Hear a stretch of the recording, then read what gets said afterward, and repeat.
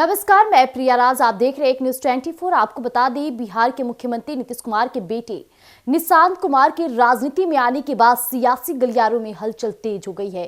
कभी पोस्टरबाजी का दौर शुरू हो रहा है तो कभी उनके राजनीति में आने पर कई सवाल उठ रहे हैं। इस बीच नीतीश कुमार ना ही कुछ बोल रहे और चुप्पी साध बैठे, लेकिन पार्टी के कार्यकर्ताओं के अंदर जोश भरा नजर आ रहा है। इस बीच सवाल उठता है कि निशांत राजनीति की जरूरी है या फिर कहा जाए मजबूरी, यानी कि निशांत को लेकर जरूरी और मजबूरी की सियासी पारा सबसे ज्यादा भी गर्म हुई है। इस बीच सवाल उठता है कि निशांत कुमार जहां राजनीति में आने को तैयार नहीं थे, वो आखिरकार राजनीति में एंट्री लेने के लिए मान कैसे गए। तो वहीं नीतीश कुमार जहां परिवारवाद को बढ़ावा न देने की बातें करते थे, तो आखिरकार उनके बेटे राजनीति में आ रहे हैं तो परिवारवाद का सवाल उठना लाजमी हो गया है इस बीच, क्योंकि तेजस्वी यादव को लेकर कई बार जदयू पार्टी ने कई बार ये सवाल दागे कि लालू प्रसाद यादव के बेटे तेजस्वी यादव जब राजनीति में आए तो उन्हें परिवारवाद से जोड़ा गया। तब सवाल तो उठना लाजमी हो गया है, लेकिन निशांत कुमार का राजनीति में आना जरूरी या मजबूरी, सबसे पहले हम आपको ये क्लियर कर दें। जी हाँ, निशांत बिहार की जरूरत हो ना हो, लेकिन वे नीतीश कुमार की जरूरत जरूर है, जदयू की जरूरत जरूर है। जदयू नीतीश कुमार की महत्वाकांक्षा की वजह से आज ऐसी स्थिति में है जो एक तरह से गिरवी रखी पार्टी जैसी है। वह अभी तक जब पिछले 18 सालों से नीतीश कुमार सीएम है, जॉर्ज फर्नांडिस से लेकर शरद यादव जैसे दिग्गज समाजवादी नेताओं को राजनीतिक तौर पर हाशिए पर डालने की काम नीतीश कुमार ने किया है। नतीजा आज उनकी पार्टी में उनके अलावा कोई नहीं दिखता। जो दिखता है वो कोई और है।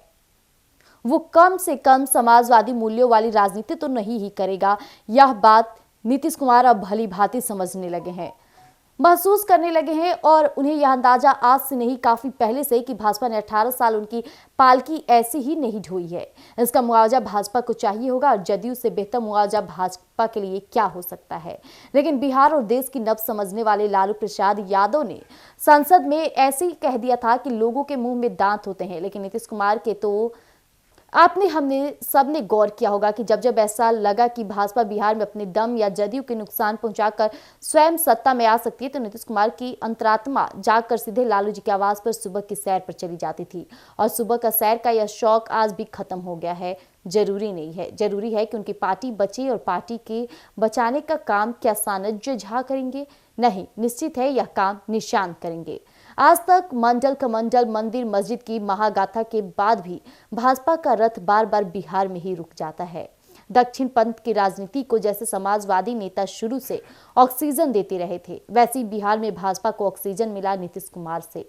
लेकिन कहते हैं ना कि दुनिया में कुछ भी फ्री नहीं, तो भले सबसे कम सीटें लाकर भी नीतीश कुमार लगातार 18 सालों से मुख्यमंत्री बने हुए हैं, लेकिन भाजपा शांत भी इसी वजह से बैठी रही कि जब सही वक्त आएगा तब सब कुछ सूद समय वसूल लिया जाएगा।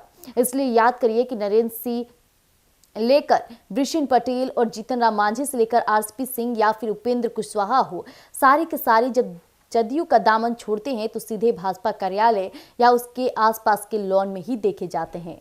नीतीश कुमार इस मामले में स्वर्गीय रामविलास पासवान से भी एक कदम आगे के मौसम विज्ञानी है, और उन्हें पता है कि किसे कब कहां रहना है, कितनी देर रखना है। अन्यथा जिन पीके ने 2015 में उनके लिए दिल खोलकर काम किया था, उन पीके को भी नीतीश कुमार ने बाहर का रास्ता दिखाने में संकोच नहीं किया।